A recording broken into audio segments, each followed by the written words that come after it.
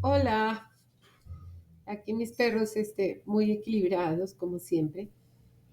Empezamos con la tercera parte de Jack el Destripador. Esta parte es súper interesante, no se la pierdan. Pero antes de empezar con Jack el Destripador, la sexta víctima que investigué, que se llama Rose Millet, sí tengo el culpable, claramente está sobre en las imágenes que existen. Entonces, esto lo voy a contar en este capítulo. No es Jack el Destripador, pero sí tengo el holograma. Comenzamos. Bueno, Rose Millet, holograma de Raúl Juliá en el papel de Homero. Es,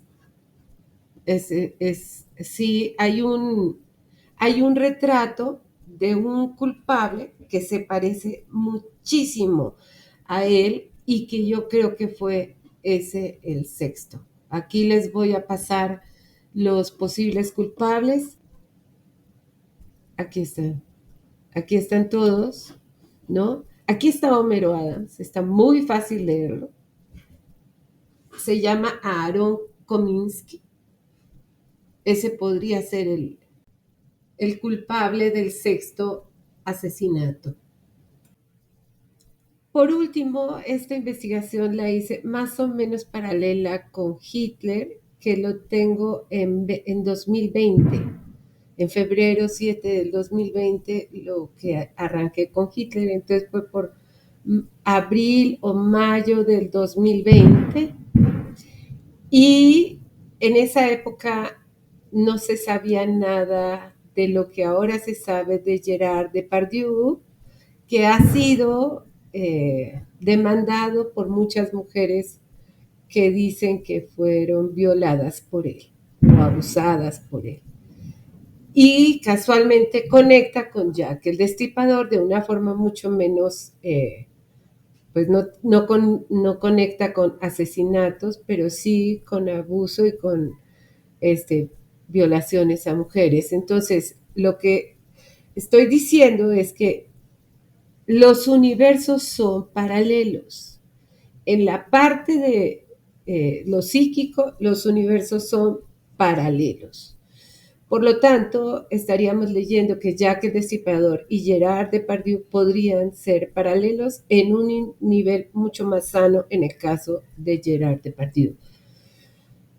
No sé cómo fue el origen de Gerard Depardieu, déjenme ver. Biografía, niñez. Bueno, tenemos que tras una adolescencia difícil, cumplió condena por pequeños robos en una institución correccional y estudió arte dramático, etc. Bien, entonces estamos diciendo que hizo lo que estamos diciendo, robó pan, como Jean Valjean, que robó pan.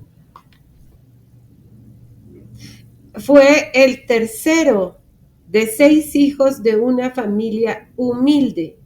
Gerard creció en la pobreza, prácticamente analfabeto y tartamudo durante su infancia y adolescencia. Se dedicó a la delincuencia como el contrabando de cigarrillos y alcohol, dada la cercanía de la base aérea estadounidense de Chatterooks de Ols. También fue guardaespaldas de prostitutas que bajaban de París los fines de semana y practicó boxeo ilegal.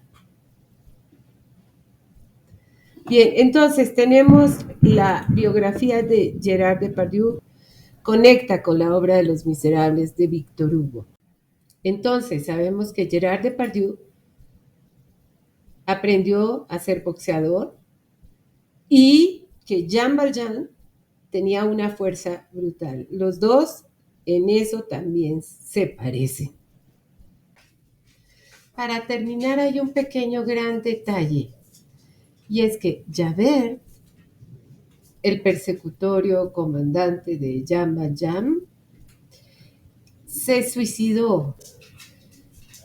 Y eso podría decirme, como estoy diciendo que Javert y Jean Valjean, en este caso de Jack el Destripador, son la misma persona, estaríamos diciendo que Jack el Destripador se suicidó desde una manera simbólica hasta literal. Posiblemente se tiró al agua, se suicidó, se ahogó, como en el caso de Javert, o que se ahorcó o lo que sea, o que se fue para la cárcel porque hizo algo, o que se enfrentó a una pelea y terminó muerto, y finalmente, o que entró a la cárcel y ahí se quedó ya de por vida.